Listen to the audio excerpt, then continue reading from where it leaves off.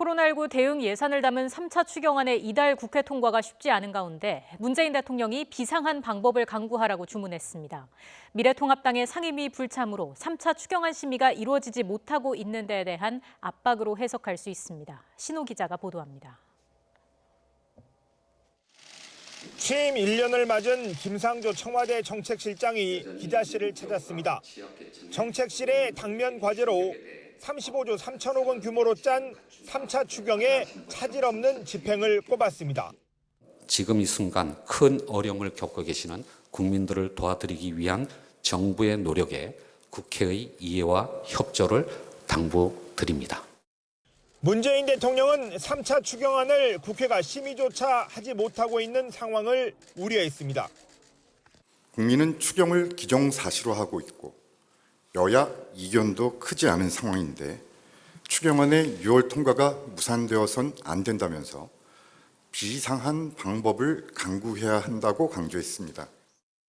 청와대는 3차 추경안 처리가 지연되면 국민 390만 명의 고통이 연장된다며 7가지 사례를 들었습니다.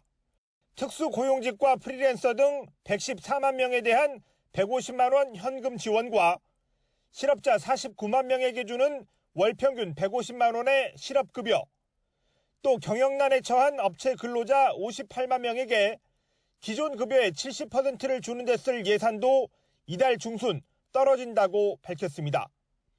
한국판 뉴딜 정책을 통한 일자리 55만 개 창출과 미래지향적 일자리를 희망하는 12만 명에 대한 교육, 저소득층 4만 8천 명에 대한 가구당 123만 원씩 지원, 소상공인 100만 명에 대한 긴급자금 1,000만 원 대출까지 모두 합치면 390만 명에게 돌아갈 지원이 어려워진다는 뜻입니다.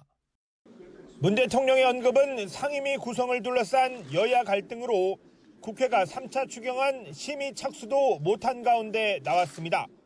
국민이 3차 추경을 기정사실로 여기고 있고 비상한 방법까지 강구해야 할 시점이라고 강조하면서 야당에도 강하게 국회 복귀를 촉구한 것으로 볼 수 있습니다.